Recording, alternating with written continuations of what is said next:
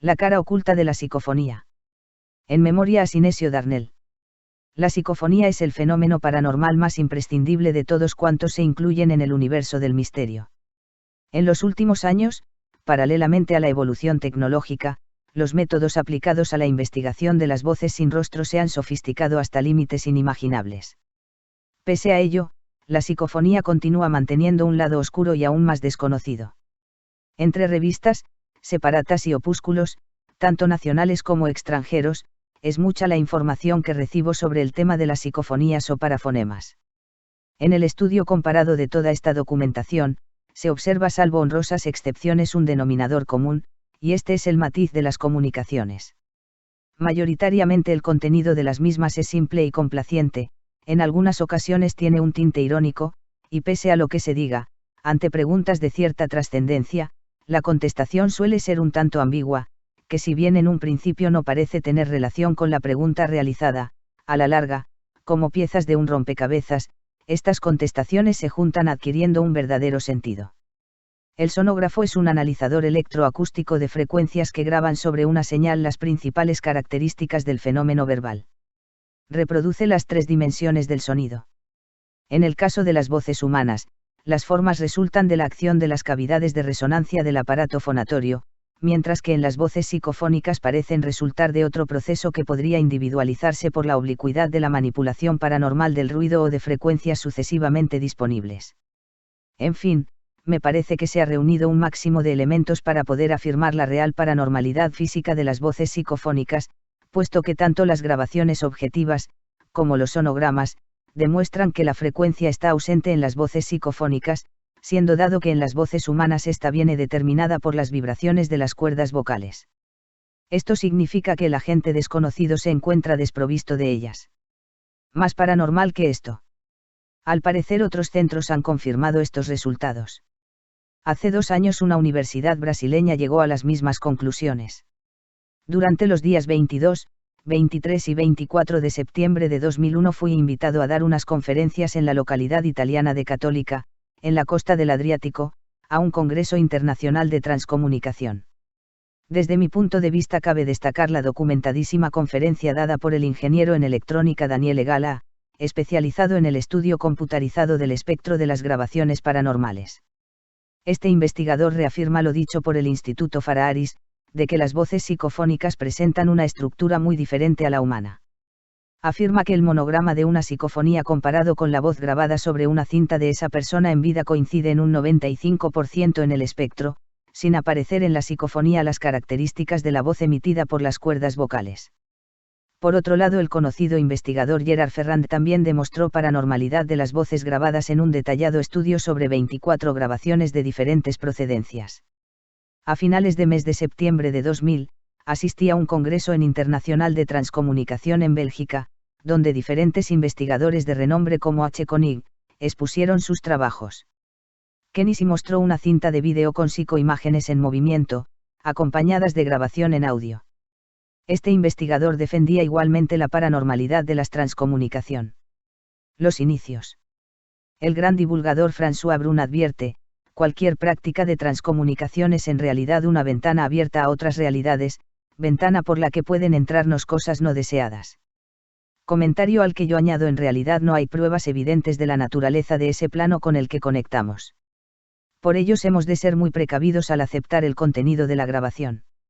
Empecé a experimentar a mediados de 1974 casi a diario, y como se comprenderá, la casuística y el anecdotario acumulado me permiten llegar a algunas conclusiones, que en su mayoría han sido confirmadas por otros experimentadores. Un hecho que está sobradamente demostrado es la capacidad de mentir, de engañar y contradecirse de las voces entre ellas, así como un gran desconocimiento del valor del tiempo, al menos del nuestro. Estos hechos son mucho más abundantes en la práctica de grabaciones por radio-transradio que en la experimentación vía acústica, o sistema clásico. De mis archivos personales expongo los siguientes casos, algunos de los cuales ya he comentado en otras ocasiones. 1. En cierta ocasión un buen amigo mío fue propuesto por la empresa donde prestaba sus servicios, para que hiciera unos cursos de perfeccionamiento en el extranjero. Como sea que vivía con su madre de avanzada edad, temía que mientras estaba fuera ocurriera lo peor. insistió tenazmente para que psicofónicamente preguntáramos si podía irse tranquilo. Poco después llegó la respuesta, con toda claridad una voz le respondió, morirá antes de Navidad. Esto ocurría sobre el mes de septiembre. No sé qué explicación daría a la empresa, pero su estancia en el extranjero fue aplazada para más adelante. Vivió unos meses de angustia y zozobra, pero el caso es, que llegó la Navidad y la madre la celebró alegremente.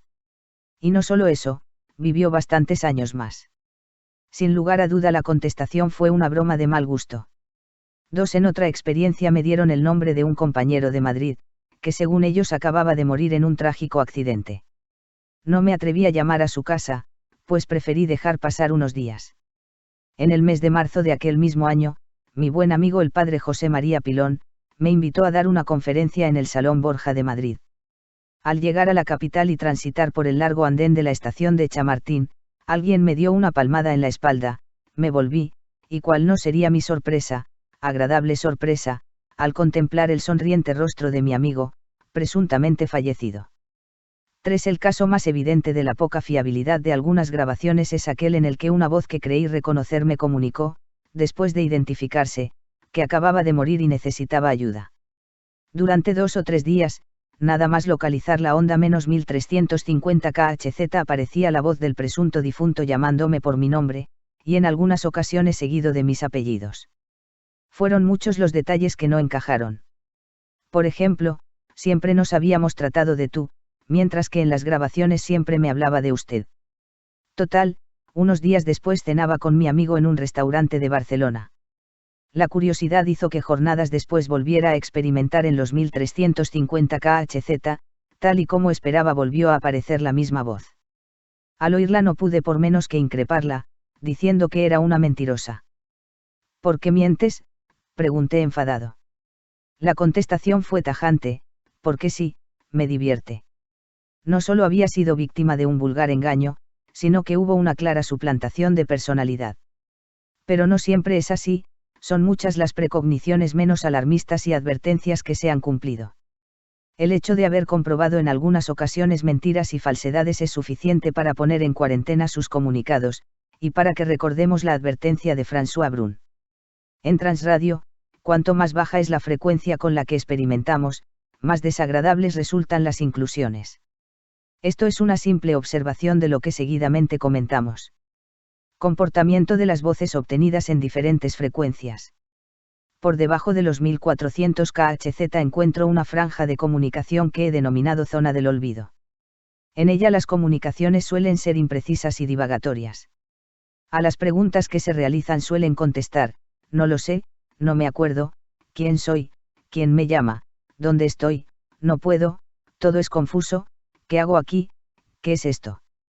Igualmente se observa la repetición incansable de una palabra, por ejemplo, un simple saludo o la produciéndose un efecto de eco invertido, esto es, el primer saludo, o cualquier otra palabra es muy débil pero aumenta la intensidad a medida que se repita.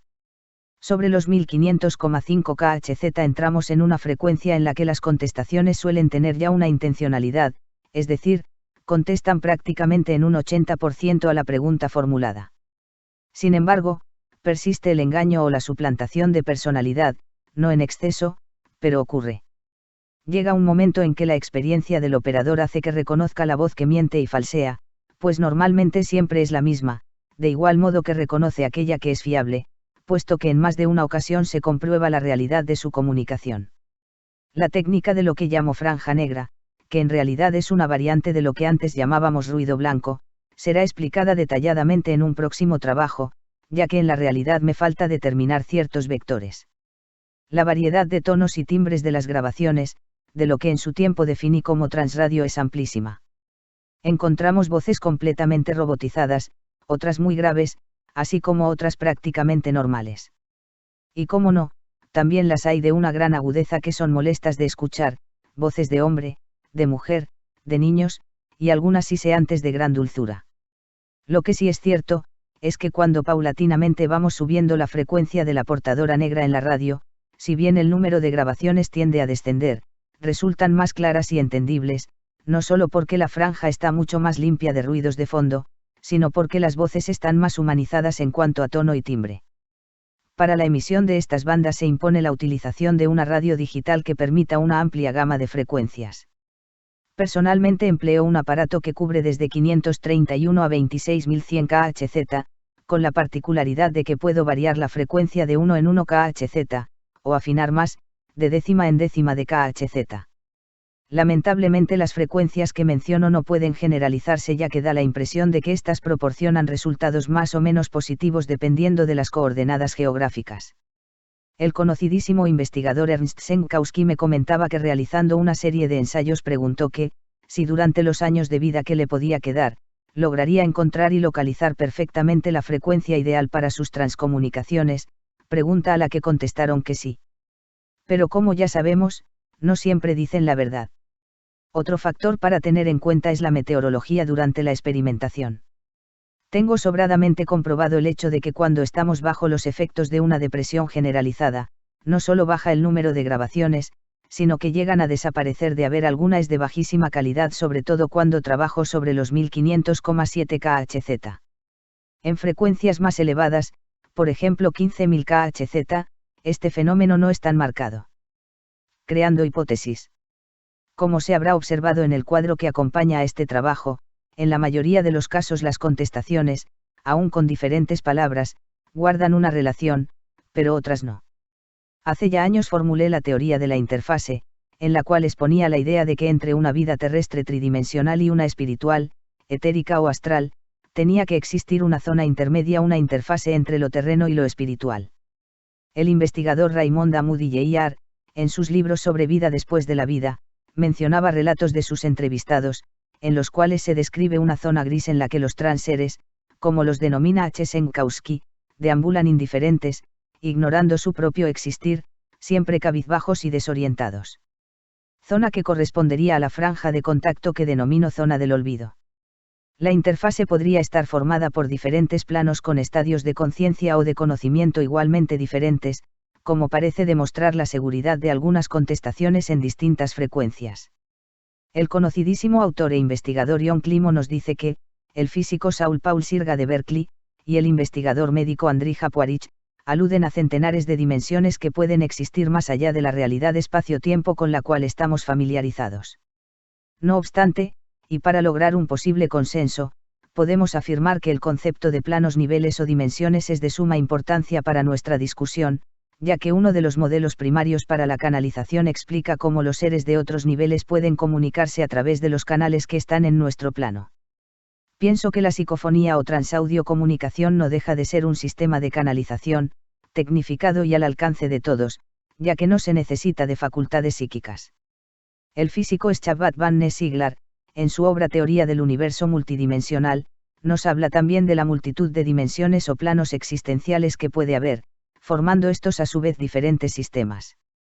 Por otro lado, el profesor Regis Duteil, en su obra no publicada en castellano El hombre superluminoso, explica que existen tres planos de vida: el sublumínico, que es en el que nos movemos; el lumínico, que corresponde al de la velocidad de la luz; y el último, que corresponde al superlumínico, donde la velocidad de la luz es superada, y donde pueden existir entidades sumamente espirituales.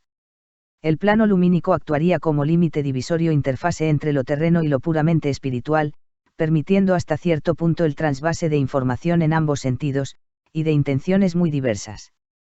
El padre François Brun, conocido por su honestidad, hace referencia a entidades engañosas, en el prefacio de la magnífica obra de la psiquiatra Carl-Louis Cland, Traante ines parmi les morts. Lo expuesto nos puede aclarar hipotéticamente las diferencias halladas en el cuestionario del cuadro. Los entes que contestan, pueden proceder de diferentes planos de existencia según su grado de evolución, y, por lo tanto, tener unos u otros conocimientos e interpretaciones. Dejando aparte una posible mala intencionalidad, sería posiblemente aceptable que sus contestaciones fueran simplemente el reflejo del estado de limitación en el que se encuentran. Demostrada la paranormalidad de las grabaciones que se realizan, y prescindiendo de su origen pese a que todos tenemos nuestra opinión, cabe preguntarnos, ¿cuáles son las contestaciones que corresponde a una realidad? ¿Y cuáles son fruto de engaño? La respuesta posiblemente se halle en la cara oculta de la psicofonía.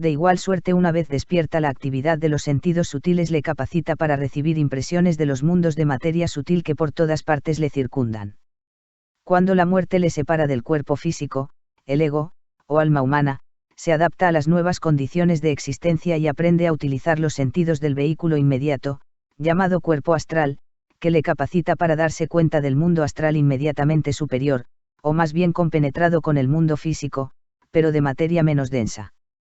Por lo tanto, para conocer la vida de ultratumba solo necesitamos aprender a utilizar los sentidos astrales durante la existencia terrena. Mientras el cuerpo físico duerme. El primero y más importante hecho es que la vida astral no es una nueva vida, sino continuación de la presente, y que, lejos de estar separados de los muertos, estos nos rodean a todas horas. Lo que de ellos nos aleja es la limitación de nuestra conciencia, verlos y hablarles como antes, según lo hacemos todos constantemente, aunque poquísimos lo recuerden. Todo hombre puede aprender a enfocar la conciencia en su cuerpo astral, aun estando despierto el físico, mas esto necesita un desarrollo especial y mucho tiempo en la generalidad de las gentes. Pero mientras el cuerpo físico duerme, todos los hombres actúan más o menos extensamente en su cuerpo astral, y por este medio podemos comunicarnos con nuestros difuntos. Algunas veces nos queda un parcial recuerdo de la comunicación, y entonces decimos que hemos soñado con ellos, aunque lo más frecuente es que no nos acordemos de tales encuentros y permanezcamos ignorantes de haberlos tenido. Sin embargo, es un hecho comprobado que los lazos de afecto siguen siendo tan fuertes como antes, por lo que, apenas el hombre afloja las cadenas de su cárcel terrena, busca espontáneamente la compañía de los seres a los que ama.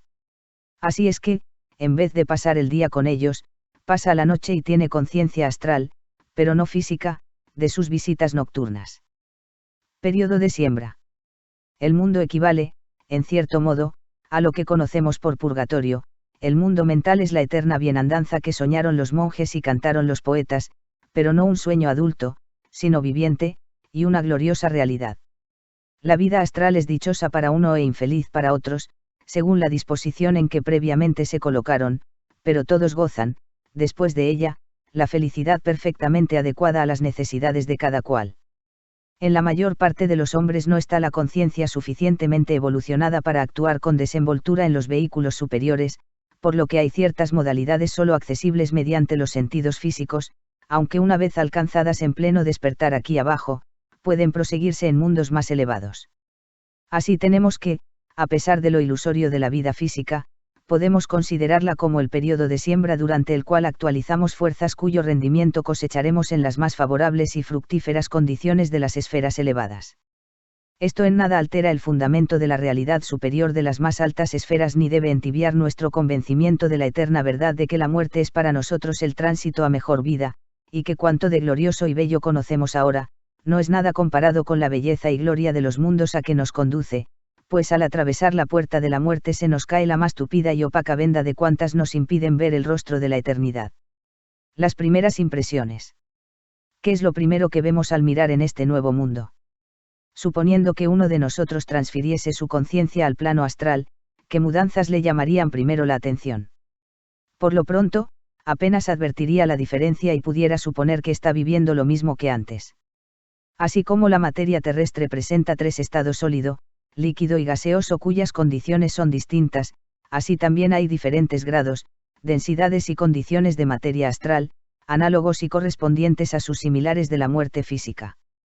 Por lo tanto, el consciente en el plano astral seguiría viendo las paredes y los muebles de su aposento, porque si bien la materia física de que están formados ya no sería visible para él, la materia astral más densa bosquejaría aquellos objetos de modo que percibiría su configuración tan claramente como antes.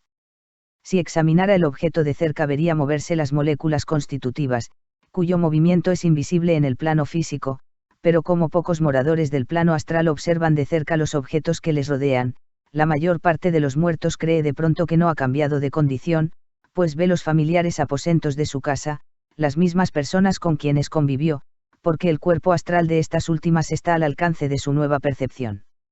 Poco a poco nota la diferencia y luego advierte que ya no experimenta penas ni fatigas. Quien pudiera comprender lo que esto significa, vislumbraría la realidad de la vida superior, pues cómo dar idea de la total carencia de cansancio y pena a quienes no tienen un momento de descanso en los afanes de la vida y apenas recuerdan haber estado libres de ansiedad. Hemos adulterado de tal modo la doctrina de la inmortalidad del alma, que con mucha frecuencia se resisten a creer los muertos que ya no están en el mundo, puesto que oyen, ven, piensan y sienten. A veces suelen exclamar: pero si yo no estoy muerto. Estoy tan vivo como siempre y me siento mucho mejor que antes. Verdaderamente sigue viviendo, y así debiera haberlo esperado si no le aleccionaran erróneamente. ¿Qué ocurre durante los primeros días después de la muerte? La conciencia astral se le consolida al difunto al percatarse de que no puede hablar con los parientes y amigos a quienes está viendo, pues, aunque trate de comunicarse con ellos, no lo oyen, y si les toca no despierta en ellos sensación alguna. Entonces cree que está soñando y que luego despertará porque otras veces, cuando los de la tierra están durmiendo, sus parientes y amigos notan su presencia y hablan con él como en vida. Poco a poco se va convenciendo de que se halla al otro lado de la tumba, y entonces se inquieta a causa también de las erróneas enseñanzas recibidas, pues no comprende dónde está ni qué le ha sucedido, dado que su situación no es la que esperaba desde el punto de vista ortodoxo. Gradualmente irá viendo allí muchas novedades y no pocos aspectos complementados de cuanto ya conocía, porque en el mundo astral los pensamientos y deseos toman forma visible, constituida en su mayoría por la materia más sutil de dicho plano. Según transcurre la vida astral, aquellas formas adquieren mayor relieve, porque entre tanto ha ido atrayéndolas hacia sí cada vez con más fuerza. El ego emplea el primer periodo de su encarnación en sumirse en la materia y el segundo periodo en desprenderse de ella con los resultados de su acción. Durante la vida física el hombre puede elevar sus pensamientos y apartarlos más y más de las cosas terrenas hasta que llegue la hora de dejarlas junto con el cuerpo. Entonces comienza su vida astral, pero continúa el proceso de eliminación cuyo resultado es que, según pasa el tiempo, aparta más y más su atención de la ínfima materia astral que constituye las imágenes de los objetos físicos y la convierte a la submateria constitutiva de las formas de pensamiento, tales como aparecen en el plano astral. De este modo se habitúa a vivir en un ambiente mental y se desvanece ante su vista la imagen del mundo físico, no porque él haya mudado de lugar en el espacio, sino porque su interés muda de centro. Todavía subsisten sus deseos expresados en las formas circunstantes, y de la índole de estos deseos dependerá la dicha o el infortunio de su existencia astral. El estudio de esta vida superfísica nos muestra con toda claridad la razón de muchos preceptos morales. La mayor parte de los hombres reconocen la maldad de las faltas que perjudican materialmente al prójimo, pero se maravillan de que también se tenga por maldad sentir envidia, odio o ambición, aun sin concretar expresamente esos sentimientos en palabras u obras. Una sorprendente compañía. Extractado de El Pensador Progresivo del 13 de diciembre de 1902. Al advertir que iba a ser madre, noté también instintivamente la presencia de una entidad visible que me pareció femenina y de bastante más edad que yo. Gradualmente se robusteció la presunción de esta presencia y al cabo de 3 meses empecé a recibir de ella largas comunicaciones manifestando celoso interés por mi salud y bienestar. Con el tiempo, llegué a oír distintamente su voz y a disfrutar de muchas horas de conversación con ella, de suerte que me dijo cómo se llamaba y de qué país era, con otros pormenores biográficos. Parecía ansiosa de que yo la conociese y amara por ella misma, según me dijo, a cuyo efecto se esforzó en hacerse visible hasta conseguirlo, y desde entonces fue para mí una fiel compañera como si hubiese tenido cuerpo físico. Tan solo necesitaba yo echar las cortinas, de modo que el aposento quedase a media luz, para que la entidad se me apareciera y hablase. 2 o 3 semanas antes de nacimiento de la criatura, me declaró la entidad que el verdadero propósito de su presencia era que infundiera en la nueva forma corporal apenas naciera, pues le convenía ultimar una experiencia terrena. Confieso que no entendí lo que con ello quiso decirme y me quedé muy preocupada. La víspera del alumbramiento vi por última vez a mi compañera, que se me apareció y dijo: ha llegado la hora. Ten valor y todo nos irá bien. Tuve al día siguiente una niña que en verdad era la perfecta miniatura de mi compañera espiritual, sin parecido alguno con los parientes de ambas ramas de la familia y, al verla, decían todos, pero si no parece una recién nacida.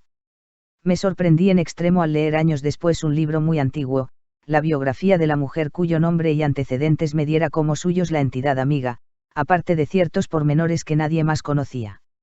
Sin embargo, no dije ni una palabra de cuánto me había pasado, porque era de suponer el juicio de las gentes respecto a lo que afirmara una mujer de tan poca experiencia como yo. Al cumplir mi hija 15 años, pronuncié por primera vez en su presencia el nombre de la entidad amiga y ella se volvió rápidamente hacia mí con aire de sorpresa, diciéndome: «Mamá, me llamaba papá por ese nombre». Yo le respondí: «No, hija, nunca te hemos llamado así». Ella replicó: «Pues yo estoy segura de que alguien, en alguna parte, me llamó por ese nombre». Añadiré que el carácter de mi hija es muy semejante al histórico carácter de la mujer cuyo espíritu dijo que se infundiría en la nueva forma. La protección de los muertos. El testimonio de un tal Dr. Neil, transcrito en Protectores Invisibles, de Ladbeater, refiere que, poco después de haber enviudado, estaba de visita con sus hijos, todavía pequeños, en una casa de campo cuyos bajos tenían largos y oscuros corredores por donde los niños jugaban gozosamente al escondite. Pero cuando más seguros se creían, toparon con unos escalones frente a los cuales se les apareció su madre diciéndoles que volvieran atrás, como así lo hicieron. Posteriores pesquisas denotaron que los escalones daban a un pozo descubierto, en donde los desprevenidos muchachos hubieran caído de no evitarlo el maternal aviso. En este caso parece indudable que la misma madre celaba a sus hijos desde el plano astral y que el ardentísimo deseo de avisarles del peligro le dio bastante poder para manifestarse, visible y auditivamente, por un momento, o también para infundir en la mente de los niños la idea de que la veían y oían. Asimismo, es posible que el protector no fuera la misma madre y tomase la apariencia de ésta con objeto de alarmar a los niños, pero lo más lógicamente probable es atribuir el fenómeno a la acción del siempre vigilante amor maternal, no debilitado por la muerte. ¿Cómo actuar ante una aparición? Según eminentes especialistas, los venidos del otro mundo se quejan de la manera con que los acoge la generalidad de las gentes. Por lo común el difunto ha de hacer un gran esfuerzo para mostrarse, y así no lo intenta más que por gravísimos motivos o en caso de necesidad extrema, y aun entonces solo mantiene la materialización por breves instantes, que le conviene en extremo aprovechar, pues no le bastan ni para la mitad de lo que desea decir y, sin embargo, la mayoría de los vivos desperdicia este fugaz intervalo en sobresaltos, azoramiento y huidas. Pongámonos en el lugar del difunto y veamos qué le sucede cuando procedemos tan egoísta y pusilánimemente. Si una persona atribulada por graves congojas en el plano físico viene a pedir nuestro auxilio, lo menos que por ella hacemos es oír sus cuitas. ¿Por qué, pues, no hemos de hacer lo mismo cuando se trata de un difunto? Ningún temor nos causaría este si estuviese vivo, a pesar de que entonces poseería el cuerpo físico por cuyo medio es capaz de dañarnos si quisiera, y en cambio le tememos muerto, no obstante tener sobre él la ventaja de un vehículo más denso. Tan hombre y tan prójimo nuestro, era en vida como sigue siendo en muerte, sin que en lo más mínimo pueda dañarnos. Porque, entonces, la actitud de receloso temor que respecto a los fantasmas observa la generalidad de la gente. El yo subconsciente. Una extravagante teoría de los investigadores científicos es la que supone en todas las cosas, así visibles como invisibles, la acción de un yo sublimado. El doctor Alfredo Rasa Loayace critica aceradamente esta teoría y dice: el yo subconsciente, con su rico acopio de conocimientos, que nadie sabe cómo allegó, con su carácter distinto, su moralidad inferior y sus constantes contradicciones, es tan especulativo y puramente teórico como el espíritu de un difunto o cualquier otro espíritu. Por lo tanto, calificar de científica la hipótesis del yo subconsciente y de anticientífica la del espíritu es tergiversar la cuestión. El fuego no quema. Un sorprendente y no muy común fenómeno de los producidos en las sesiones espíritas es el de manejar el fuego sin riesgo alguno de quemadura. Escribe Ladbeater: en una sesión tenida en Londres una forma materializada puso intencionadamente la mano en medio de un montón de ascuas y, tomando una de ellas, del tamaño de una pelota, me la ofreció, diciéndome sosegadamente: «Tómala en la mano». Titubeé por un momento, como era natural, pero las muestras de impaciencia que en aquel punto dio el materializado espectro me resolvieron a tomar el ascua, convencido de que por algo me lo decía, y en todo caso me bastaba tirar el ascua al suelo, antes de que me abrasara. Alargué la mano y, una vez puesto el fuego en la palma, no sentí ni la más mínima sensación de calor, a pesar de que al aplicar el espectro un pedazo de papel ardió instantáneamente. Por tiempo de 1 minuto y medio sostuve el ascua, hasta que ya algo empañada me ordenó el espectro que la volviese a tirar al fuego. No me quedó en la mano ni el más leve estigma, ni noté olor a chamusquina, y únicamente vi un poco de ceniza. El caso del rasguño. El caso, recogido por la Sociedad de Investigaciones Psíquicas con el testimonio del padre y el hermano del protagonista, es relatado así por Andrés Lange en su obra Sueños y Fantasmas. El año 1867 falleció, de cólera fulminante, la señorita G., a los 18 años en la ciudad de San Luis. 9 años después, en 1867, su hermano E.G., que la quería en extremo, hubo de ir por asuntos comerciales a San José y, mientras fumaba un cigarro redactando órdenes para sus dependientes, echó de ver la figura de su hermana sentada a su izquierda con el brazo apoyado sobre la mesa.